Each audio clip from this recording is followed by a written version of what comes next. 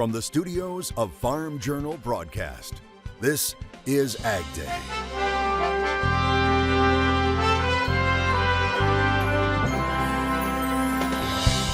It's supposed to be a time of celebration, but the holidays can be downright hard sometimes on the farm. That's a heavy mental load that many people don't give significance to. One farmer's important message: is grass-fed beef really more climate-friendly than traditional beef? What one study says folks are overlooking, as two members of Congress call for an investigation into the fertilizer industry. So if there is collusion, if there's antitrust, he can suggest action to the FTC and to the Justice Department to take action through lawsuit. But where do prices stand after the recent roller coaster ride? The latest right now on AgDay. AgDay, presented by Pioneer. What's next happens when the name on the cap matches the power of one's purpose. Pioneer, what's next happens here. Good morning, I'm Tyne Morgan, coming to you from our Kansas City studios. Clinton Griffiths is still on assignment.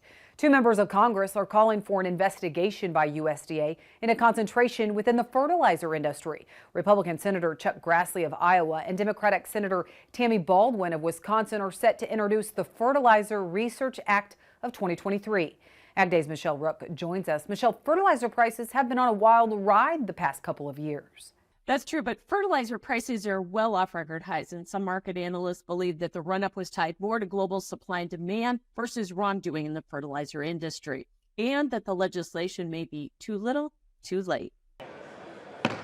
The bill being introduced in the Senate calls for USDA to investigate potential anti-competitive practices within the fertilizer industry.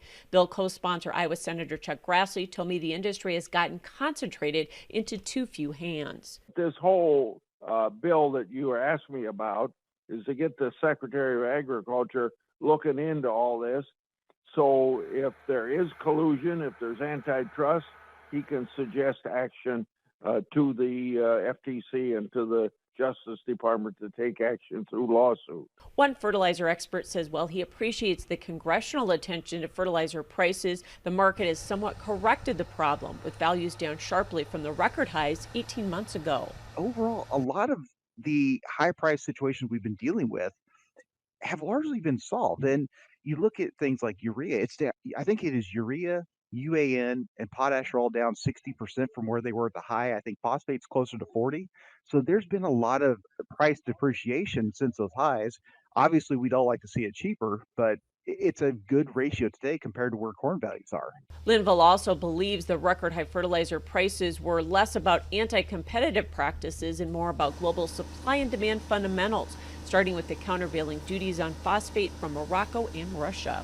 Most of the storylines that we have talked about that has caused the price volatility, the price heights that we've seen, had a lot more to do with international. It's Chinese government export restrictions. It's Dutch TTF, European natural gas markets being sky high compared to where they normally are.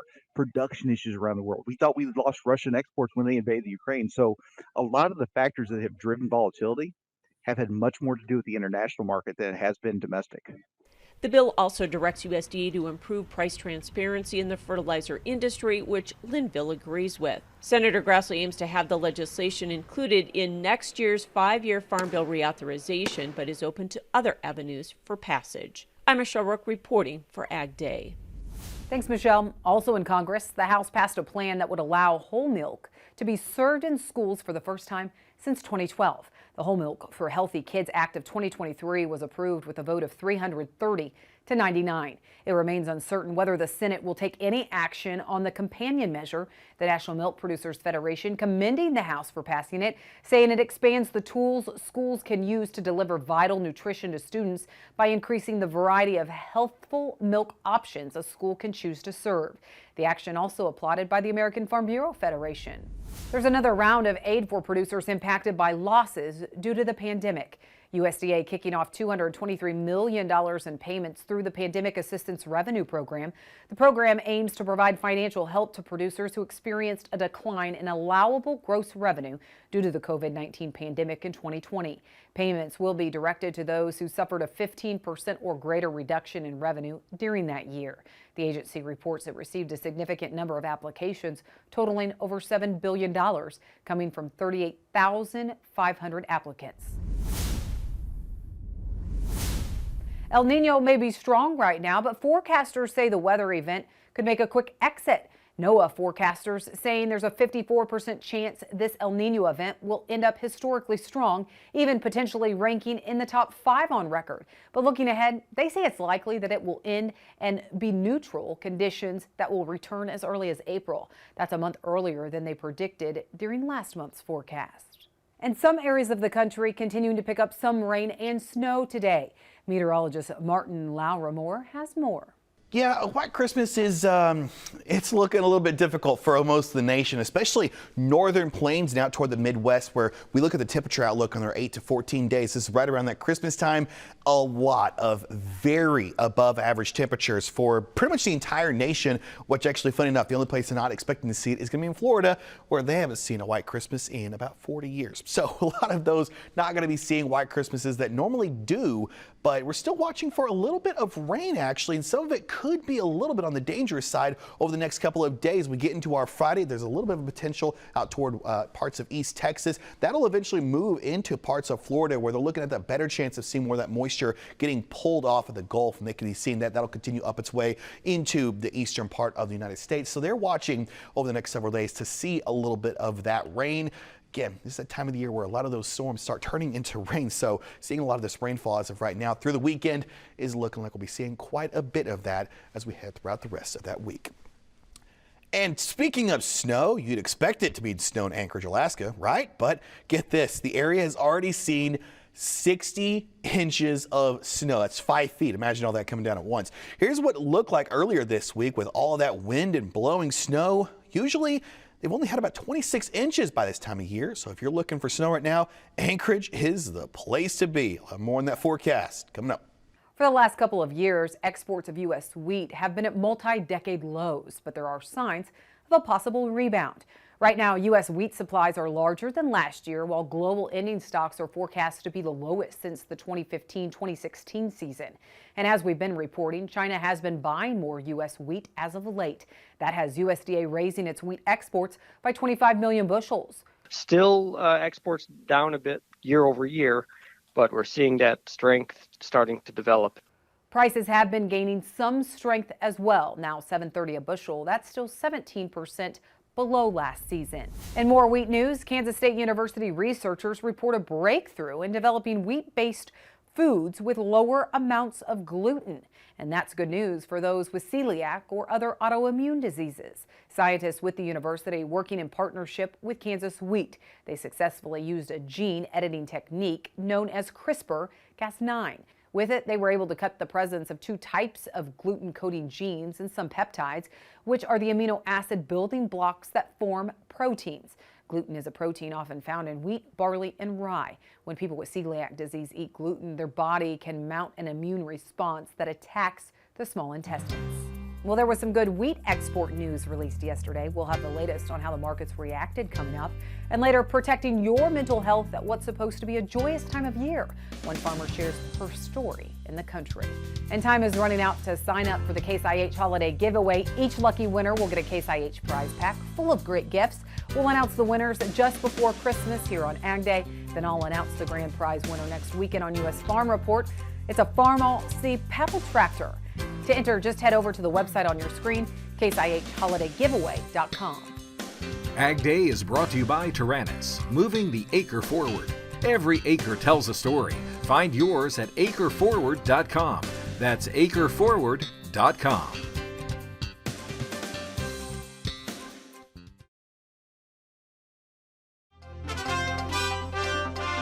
Some good export sales news released on Thursday, including a marketing year high for wheat and a flash sale of more than 14.5 million bushels of soybeans for unknown destinations. But corn and soybeans only made small gains. Michelle Rook is back with more in Markets Now. Grain and livestock futures were mostly higher on Thursday. Naomi Bloom with Total Farm Marketing joining us. And some correction in the grains. Nice to see, Naomi. Was most of it just corrected buying after the big sell-off we had on Wednesday? Well, I think it was a little bit of that, but the market also found some momentum on decent weekly export sales for corn, beans, and wheat. And going forward, there is that seasonal tendency for grains to work higher into the end of the year. Market finding a little bit of support from the Fed yesterday, keeping interest rates unchanged. And because they did that, that actually put a little bit of lower pressure on the dollar. And as you know, a lower dollar for agricultural markets is a good thing. It makes our exports competitive on the global scene. And hopefully we'll continue to see a little bit more of an uptick with exports in the coming weeks, especially since the Brazil crop is not out of the woods yet in terms of production. From a technical standpoint, Naomi, we also kind of bounced off some support levels here in wheat and beans as well, right? Yes. Soybeans tested the 200-day moving average support area and held beautifully. The March Chicago wheat contract went and tested the $6 price area and held really well before finishing the day higher. So there is some technical momentum again there. And again, on the seasonal side, there is that tendency for grain prices to work higher into early January. In fact, for March corn, 16 out of the last 16 years, the market has worked higher after the December WASDE report into January, with the average rally being 47 cents. So we'll see what kind of a rally we can get this year, if there is one. We're looking to see if there's any fresh news on the horizon in terms of export demand, or maybe we'll get some news from the Biden administration regarding corn ethanol use for the aviation industry. That would be a nice shot in the arm for demand, and we'll see what they have to say. All right. Lots to watch as we get into the end of the year. Thanks so much for joining us, Naomi Bloom with Total Farm Marketing. And that's Markets Now. We'll have more AgDay coming up. Your next piece of equipment is on MachineryPete.com. Search equipment from dealerships across the country to find what you're looking for. Only on MachineryPete.com.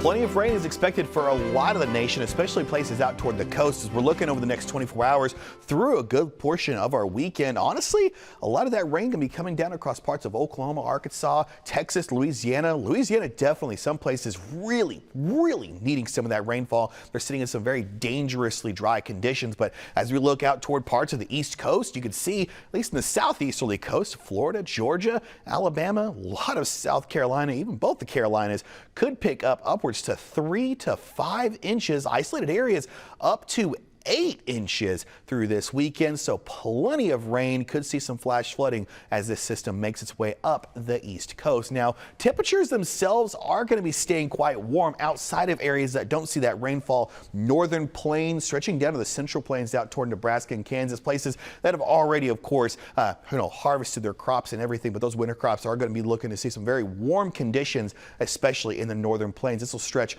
for almost a good majority of the nation. This is not going to be going anywhere through that Christmas. So white Christmas chances, they're starting to slim down as we get to the next several days. Precipitation should stay pretty dry as we get into that next week, while we see in the rainfall as we get into that weekend here in parts of the southeast and parts of the central southern plains.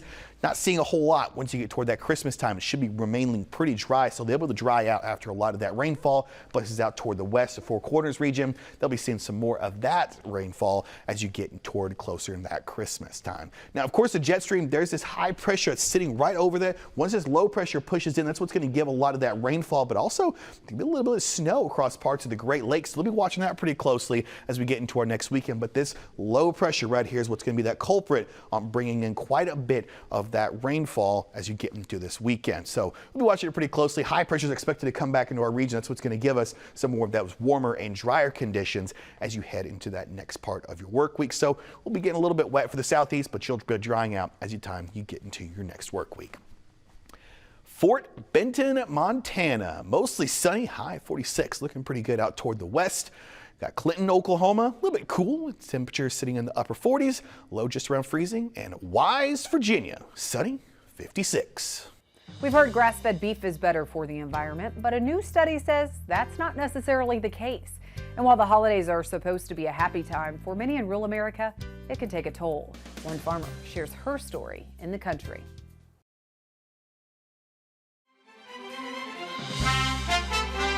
A new report says grass-fed beef isn't more climate-friendly than traditional grain-fed meat.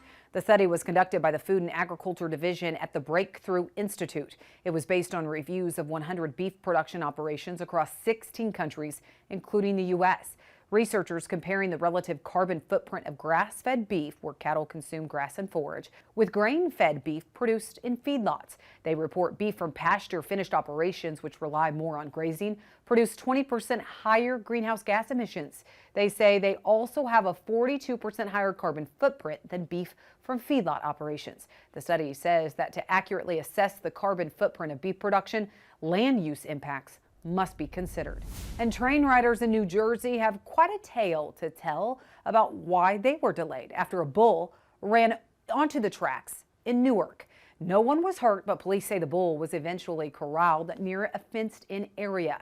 At this point, it's unclear where the bull even came from, but a local animal sanctuary has recovered it and is now caring for the animal. And the winner has been announced for this year's National Corn Yield Contest. And it's another record. The National Corn Growers says David Hula of Charles City, Virginia, achieved a new national record yield of a whopping 623.8439 bushels to the acre. Let that sink in. That surpasses the previous record of 616.1953 bushels per acre, which was set by Hula back in 2019.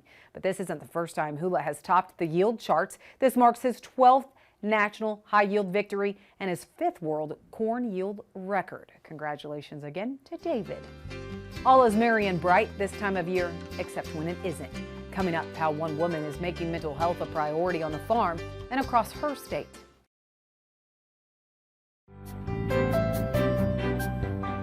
The holiday season is supposed to be a time of joy. However, it can also be a difficult time. That's why it's important to take care of your mental health. This week in Louisiana, Agriculture's Neil Melanson talks to a farmer who is doing just that while also helping out other farmers. In Tangipahoa Parish, Coy and Katie Corkin are pulling up to do their farm chores. The couple raise cattle here near Amite, and like most farmers in their area, they had trouble with this season's drought and heat, selling off most of their herd this summer. The drought, it made it to where the grass, was completely done, and we had to buy more feed to feed our cattle. Water was an issue, like watering the cows. As well as growing crops that we normally would. So it's been a real burden, not only on us, but for everybody in the community. Both Coy and Katie have off-farm jobs. He's a state trooper, while she is the executive director of the Louisiana Rural Mental Health Alliance. Katie says while the jobs provide them with financial stability, many in rural Louisiana are dependent upon a single source of income. She says on-farm stress has taken its toll this year as a result. In town at the local sale barn, there was trucks with trailers of cows for miles because people were having to sell off their cows. And that was truly impactful and devastating because this is a way of life for people out here. And that really hit home, and it was really sad. Katie knows all too well how difficult it can be to talk about mental health issues. She says her personal struggles have helped to give her insight into what people go through. Having depression and anxiety, I never knew that that's what that was until, I was diagnosed, because you often don't realize what these feelings are and why they are persisting. And so here on the farm life, worrying about the weather, worrying about financial stressors and the debt load that farmers and ranchers often face, that's a heavy mental load that many people don't give significance to. That's why she spends her time in Baton Rouge advocating for better policies and laws related to mental health. One of the biggest issues that we're working on is for Medicaid patients. They have up to 7 options for a Medicaid plan, and providers don't want to have to deal with 7 different plans because they each have their own rules and policies, and so that's an extreme burden that most small providers in rural areas, they can't take on that load, which means they can't see more patients, and the same obviously goes with private insured as well. Winter can be a tough time for those struggling with mental health, even without disasters. Katie says the most important thing people can do is reach out and connect with others. I do believe that the stigma is lifting around mental illness and mental health issues because people are starting to talk about it. I know I talk about my issues with depression and anxiety because I want others to know you're not alone. Like, even though I might smile and look like a person that doesn't have something, you never know what somebody's experiencing on the inside. And so the more we talk about it and the more we tell our stories, that gives people the chance to tell their story and to know that they're not alone. Such important information. Thank you, Neil. And thank you, as always, to our friends at This Week in Louisiana Agriculture. Well, if you or anyone you know is experiencing a mental health crisis, dial 988. Even if you think it's not serious, there are people willing to talk. That's all the time we have this morning. Thank you for watching. For all of us at AgDay, I'm Tyne Morgan. Have a great weekend in Farm Country.